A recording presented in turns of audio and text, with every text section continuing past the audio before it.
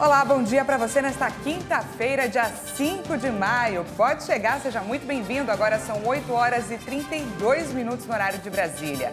Nessa edição vamos falar sobre o Auxílio Brasil. Senado aprova valor mínimo permanente de R$ 400. Nos destaques internacionais, Ministério da Defesa russo anuncia teste de mísseis com capacidade nuclear. E ainda, Brasil registra primeiros casos da Omicron XQ. O plenário do Senado aprovou a medida provisória que estabelece o valor mínimo permanente de R$ 400 para o Auxílio Brasil, o programa que substituiu o Bolsa Família desde o fim de 2021. O texto já tinha sido apreciado pelos deputados federais e agora segue para a sanção do presidente Jair Bolsonaro. Segundo o relator do caso no Senado, o senador Roberto Rocha, o orçamento do Auxílio Brasil deverá ser de 90 bilhões de reais ao ano. E a quarta-feira foi agitada para o mercado financeiro. Ontem, o Banco Central brasileiro e o Federal Reserve, que é o Banco Central americano, ajustaram mais uma vez as suas taxas de juros em uma nova tentativa de conter a inflação. Os Estados Unidos e o Brasil definiram nesta quarta-feira suas taxas de juros. O Comitê de Política Monetária, o Copom, do Banco Central, confirmou as expectativas do mercado e elevou a Selic em 1 ponto percentual. Com isso, a taxa básica de juros passou de 11,75% ao ano para 12,75% ao ano. Esse foi o 10º aumento seguido da Selic, que atingiu o maior patamar em mais de 5 anos. Em janeiro de 2017, a taxa estava em 13% ao ano. O Banco Central iniciou o ciclo de alta em março do ano passado, para combater a inflação, que é pressionada principalmente pelo aumento dos preços dos alimentos e dos combustíveis. No comunicado, o Copom indicou que o aumento deve continuar na próxima reunião, mas que o ritmo de elevação será em magnitude menor. Já o Federal Reserve, o Banco Central dos Estados Unidos, elevou em 0,5 ponto percentual suas taxas de juros de referência. Agora, passam para um intervalo entre 0,75% e 1%. Foi o primeiro aumento dessa magnitude desde o ano 2000. O objetivo é tentar controlar a inflação recorde. O BC americano destacou que novas altas se justificarão no futuro. A economia e o país passaram por muito nos últimos 2 anos e se mostraram resilientes. É essencial que reduzamos a inflação se quisermos ter um período sustentável de fortes condições do mercado de trabalho que beneficiem a todos. O Federal Reserve advertiu que a guerra na Ucrânia e os confinamentos na China agravam a inflação, mas informou também que vai começar a reduzir seus ativos em bônus a partir de junho. E para falar sobre o assunto, a gente conversa agora com o economista e professor Matias Naganuma. Bom dia, professor, seja muito bem-vindo. Bom dia, como vai? Estou ótima. Muito obrigada aí pela sua disponibilidade, professor. Vamos começar explicando para a gente qual é a importância da taxa básica de juros para o controle da inflação e como o aumento dela interfere na vida de nós brasileiros. A taxa básica de juros, ela ajuda no controle da inflação no momento em que a taxa básica de juros é a Selic aqui no Brasil. Então, quer dizer, a gente consegue segurar, na verdade, esse aumento de preços muito expressivo na prateleira do consumidor, né? Não é que não vai continuar aumentando, até porque a gente já teve a gente já tem aumentos consecutivos, mas isso é uma tentativa de controlar a inflação nesse aspecto, né? Essa alternativa ela pode ser considerada arriscada, afinal, uma taxa de juros mais alta pode retardar ou prejudicar a recuperação da atividade econômica do país? Sim, ela é arriscada sim, porque a partir do momento que você tenta controlar a inflação pela taxa básica de juros, pela Selic, você automaticamente está criando um reflexo, principalmente no ano eleitoral, no ano em que não vai haver reformas, né, e uma maior tributação e entradas no governo, você vai ter um reflexo nisso na dívida pública, na dívida externa, na dívida pública do nosso país. Então, quer dizer, a projeção do crescimento do nosso país para os próximos anos não é nada otimista. E os dois bancos centrais sinalizaram uma desaceleração desse movimento, que ainda deve acontecer um novo aumento, mas menos agressivo que esse último, e isso gerou um otimismo no mercado. O que a gente pode esperar daqui para frente e como que devemos tomar cuidado? Gerou um certo otimismo no sentido de que, a partir do momento em que aumenta a taxa básica de juros nos Estados Unidos, né, automaticamente o investidor ele se sente mais seguro em investir nos Estados Unidos do que no Brasil, por isso automaticamente a gente tem uma saída de dólares do Brasil, só que aí o nosso Banco Central também aumentou a taxa básica de juros, né, justamente para tentar segurar a saída dos ativos do investidor, para criar um pouco mais para que o investidor ele segure um pouco do dinheiro aqui no nosso país. E dessa forma a gente pode levar em consideração que dessa forma, aumentando um pouco a taxa básica de juros, a Selic, aqui no Brasil, o investimento também continue um pouco mais aqui. Como o presidente lá do Banco Central Americano, do Federal Reserve, disse que não vai aumentar muito mais, então gerou esse otimismo, entre aspas, entre muitas aspas, de que, assim, não devemos tirar todo o investidor, né? Não devemos tirar todo o dinheiro do Brasil, vamos deixar um pouco do dinheiro aí também, né? E isso daí acaba afetando diretamente o que a gente precisa tomar cuidado, e que afeta diretamente os brasileiros, são principalmente com relação a com todos os contratos que envolvem, que estão pareados e estão reajustados com a taxa Selic, né? Como, por exemplo, os contratos de financiamento de imóveis, cartão de crédito e assim por diante. Boa, uma boa ressalva. E hoje seria um dia bom para investimento, para investir dinheiro ou não? Eu acho que hoje ainda é muito cedo, né, para a gente dizer se a gente deve investir ou não. Acho que a gente tem que ser um pouquinho mais conservador nesse momento, porque está tudo muito quente, por assim dizer, né? Os Estados Unidos aumentou a taxa básica de juros, o Brasil também aumentou a taxa básica de juros, está cada um tentando segurar de um lado, os Estados Unidos tentando trazer mais dólar para o país e o Brasil tentando segurar esses dólares aqui também. Então a gente não sabe como vai ser essa flutuação nos próximos dias. Então, assim, acredito que por mais que a gente possa ver na imprensa no final do dia um pequeno aumento ou um pequeno declínio aí dos investimentos, no fechamento da bolsa, isso não quer dizer que no decorrer do dia a gente não teve uma alteração muito grande desses investimentos. Então, eu acho que a gente tem que ser um pouquinho mais conservador nesse momento, pelo menos nos próximos dias. Tá certo, a gente conversou agora com o economista e professor Matias Naganuma, que auxiliou a gente a entender um pouco mais sobre a taxa básica de juros e essas mudanças no mercado financeiro. Muito obrigada, professor. Eu que agradeço. Um bom dia a todos os telespectadores. Até mais. Até mais. E a nova etapa do programa Renda e Oportunidade, anunciada ontem pelo governo federal, tem várias medidas que vão beneficiar as mulheres trabalhadoras. Os jovens também vão receber mais atenção, incluindo a criação de novas vagas de emprego.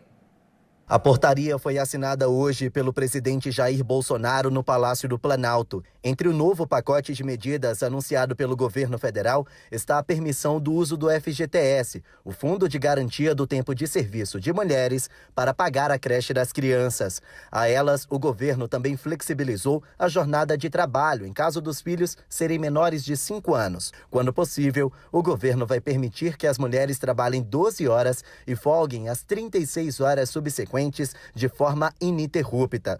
O Planalto também anunciou que vai ajudar as mulheres que deram à luz recentemente a serem reinseridas no mercado de trabalho por meio do programa Renda e Oportunidade. Com o objetivo de incentivar as empresas na contratação de mulheres e sua ascensão profissional.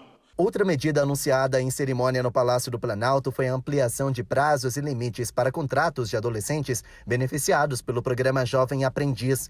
O governo também anunciou que vai gerar mais de 100 mil contratos com carteira assinada para os mais jovens. A medida é para diminuir o desemprego. Oficialmente, o governo federal pretende ajudar mulheres que vivem em vulnerabilidade social a pagarem as contas, além de fazer com que os jovens consigam o primeiro emprego. Mas para especialistas, o presidente Jair Bolsonaro anunciou essas medidas como uma estratégia para conseguir apoio desses dois públicos na corrida presidencial.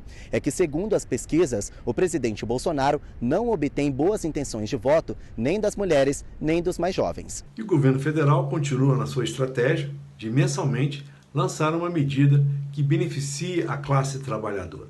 Desde o início do ano, ele vem adotando, dentro de um programa de renda e oportunidade conduzido pelo Ministério do Trabalho e da Previdência, Essas medidas, de alguma forma direta e indiretamente, beneficiam os trabalhadores. Agora, o uso do fundo de garantia, depois também a antecipação do 13º salário, beneficiando inclusive os aposentados, e também outras medidas com relação à flexibilização no mercado de trabalho. Ora, são medidas importantes sim, que já deveriam ter sido adotadas, o que pode beneficiar a relação do trabalho e também proporcionar geração de emprego, aumento do consumo, é muito importante para o momento da economia que vivemos um pós-pandemia. A retomada econômica é muito importante. Mas não tem como afastar a questão da intenção eleitoral. Então são medidas que o governo já poderia ter adotado, mas ele vem adotando paulatinamente às vésperas da eleição. Lógico, existe todo esse aspecto político envolvido, mas o que é importante é que o trabalhador seja beneficiado na sua necessidade.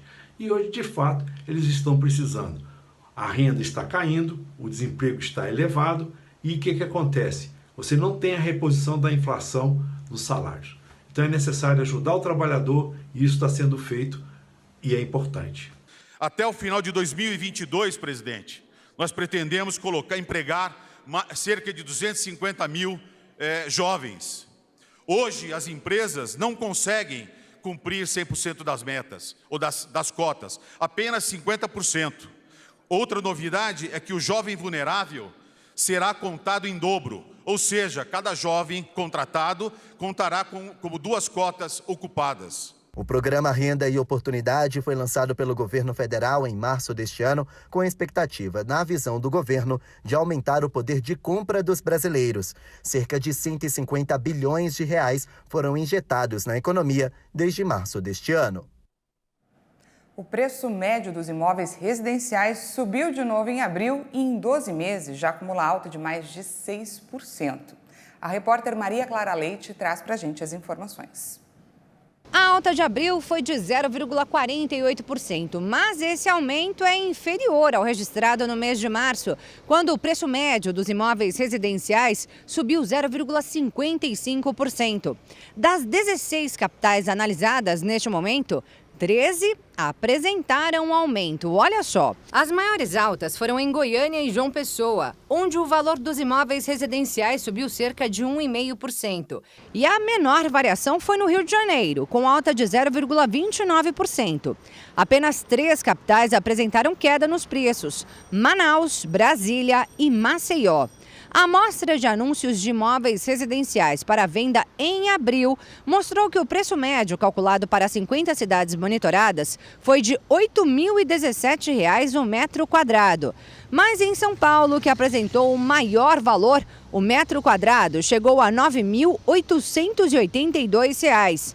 Já Manaus teve o menor preço do metro quadrado, R$ 5.818. Os dados são do índice FIPE-ZAP, que acompanha o comportamento dos preços dos imóveis residenciais em 50 cidades brasileiras. A gente vai para um rápido intervalo e na volta o Brasil registra os primeiros casos da variante XQ. E ainda, o Ministério da Defesa russo anuncia teste de mísseis com capacidade nuclear. Nós voltamos já.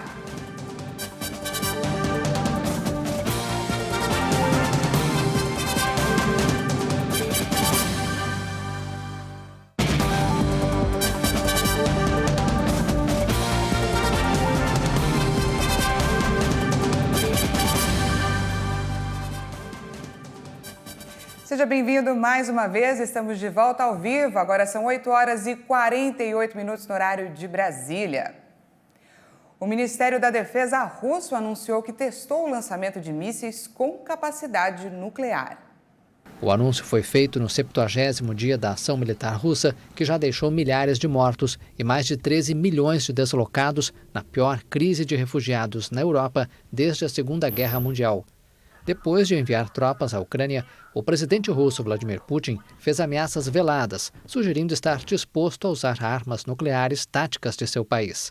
Durante exercícios militares realizados nesta quarta no enclave do Mar Báltico, situado entre a Polônia e a Lituânia, A Rússia testou lançamentos eletrônicos simulados de seus sistemas de mísseis balísticos móveis Iskander, com capacidade nuclear, informou o Ministério da Defesa. As forças russas praticaram ataques individuais e múltiplos contra alvos que simulavam sistemas de lançamento de mísseis, pistas de pouso, infraestrutura protegida, equipamentos militares e postos de comando de um inimigo simulado, segundo o comunicado. A Rússia colocou suas forças nucleares em alerta logo após Putin enviar tropas para a Ucrânia em 24 de fevereiro. O chefe do Kremlin alertou para uma retaliação rápida se o Ocidente interferir diretamente no conflito ucraniano. E a União Europeia anunciou que vai aumentar de maneira considerável o apoio militar à Moldávia. O anúncio foi feito nesta quinta-feira pelo presidente do Conselho Europeu, Charles Michel, em visita ao país. A União Europeia estará totalmente comprometida em demonstrar nossa forte solidariedade em relação à Ucrânia, ao povo ucraniano e aos refugiados, mas também nossa solidariedade com as autoridades moldavas e com o povo da Moldávia. De acordo com o belga, vão ser entregues equipamentos militares para a ex-República Soviética de 2,5 milhões de habitantes, localizada entre a Ucrânia e a Romênia. A presidente da Moldávia, Maia Sandu, aproveitou a oportunidade para reforçar a intenção do país de se tornar membro da União Europeia. Escolhemos a integração europeia como modelo de desenvolvimento. O perigo e a incerteza da guerra ao lado nos mostraram que devemos defender nossa escolha e dar passos firmes em direção ao caminho escolhido. Na última semana, uma série de explosões na região separatista da Transnistria, apoiada pela Rússia, aumentou a preocupação ocidental com uma possível evolução dos conflitos no leste europeu. É claro que os incidentes que ocorreram na Transnistria são preocupantes. Nossa análise mostra que os incidentes foram gerados pelas forças pró-guerra de dentro da região.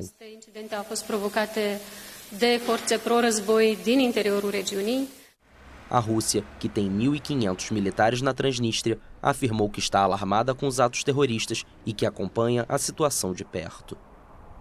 E agora a gente vai falar sobre saúde. 2 novas subvariantes da Ômicron foram descobertas na África do Sul. O país vive um aumento de casos considerável da Covid-19. A afirmação foi feita nesta quarta-feira pela Organização Mundial da Saúde, que destacou a importância da testagem para controlar mutações e a disseminação do vírus. Cientistas sul-africanos que identificaram a Ômicron no final do ano passado já relataram outras 2 subvariantes, a BA.4 e a BA.5, que são o motivo para o aumento de casos na África do Sul. A variante Ômicron foi detectada pela primeira vez no país em novembro de 2021 e rapidamente se espalhou pelo mundo. Hoje é responsável por quase todas as novas infecções no planeta. Das subvariantes identificadas, a BA.2 é de longe a mais registrada. É muito cedo para saber se as 2 subvariantes podem causar doenças mais graves do que outras subvariantes da Ômicron, mas dados iniciais sugerem que a vacinação continua a proteger contra formas graves da doença e morte. A África do Sul é o país que mais reportou casos de coronavírus e mortes em todo o continente. No início de abril, o país retirou todas as restrições, mas desde então os casos voltaram a subir. Segundo dados da ONU, somente na última semana houve um aumento de quase 50% de contágios. O Brasil registrou os 2 primeiros casos de Covid provocados pela subvariante XQ. A cepa é uma combinação das sublinhagens BA.1.1 e BA.2 da Ômicron. Ambos os casos aconteceram na cidade de São Paulo e foram sequenciados pelo Instituto Butantan. Em nota, a Secretaria da Saúde do Estado de São Paulo apontou que o comportamento de um vírus pode ser diferente em locais distintos em virtude de fatores demográficos e climáticos, por exemplo.